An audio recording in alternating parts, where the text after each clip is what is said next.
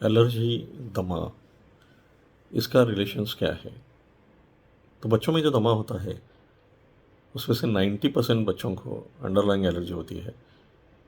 बड़ों में भी दमा में से 65 टू 80% लोगों को एलर्जी होती है। तो क्या होता है?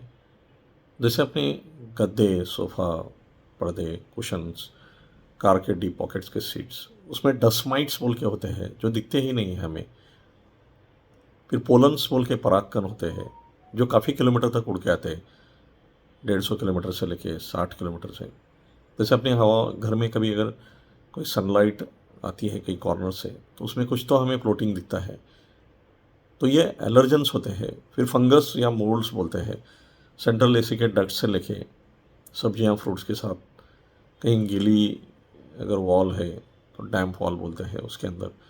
इंसेक्ट्स के ड्रॉपिंग्स, डाइड फीदर, कबूतर के पंख ड्रॉपिंग्स, एनिमल डैंडर्स 15-16 किलोमीटर तक किसी कपड़ों पे बालों पे जा सकते हैं। तो ये एलर्जेंस की वजह से सेंसिटाइजेशन होके हर एक का एक स्पेसिफिक आईजी बॉडी के अंदर तैयार होते रहता है।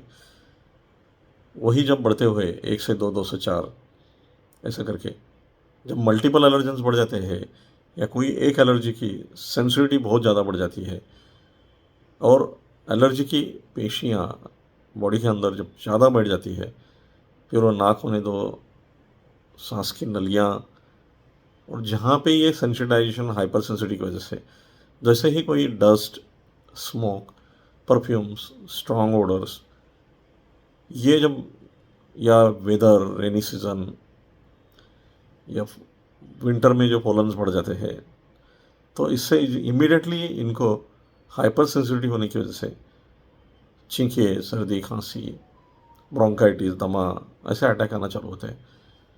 तो हम टेम्परेरीली तो ट्रीटमेंट लेते ही रहते हैं, कोई एलोपैथी, कोई आयुर्वेदिक, कोई होम्योपैथिक, कोई और कोई नेचुरोपैथी या कुछ और लेके टेम्परेरीली इसको ये कर देते हैं, प्राणायाम करते हैं, कोई योगा करते हैं, कुछ स्विमिंग करते हैं।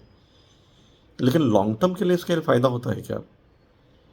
क्योंकि ये जो अंदर के अंदर जो नए नए एलर्जेंस बढ़ते जाते रहते हैं और आगे जिनके इनकी जो कॉम्प्लिकेशंस की वजह से ही क्रॉनिक रेस्पिरेटरी डिसीजेस, तो फिर वो स्नोरिंग, कराटे से लेके ऑब्स्ट्रक्टिव स्लीप एपनिया, साइनोसाइटिस, आंखों की एलर्जी, कान के प्रॉब्लम्स, दमा, क्रॉनिक सीओपीडी, ये बढ़ते क्यों जा रहा है? फिर इसी की वजह से, क्योंकि हम जैसे डायबिटीज़ में शुगर टेस्ट करके उसको अच्छी तरह से मैनेज करते हैं, उसी तरह से ये दमा और एलर्जी के पेशेंट्स में ये प्रॉपर एलर्जेंस को बगैर ढूंढे हुए और अंदर के अंदर जो एलर्जी बढ़ती जा रही है उस पर कुछ भी नहीं किया जाता है।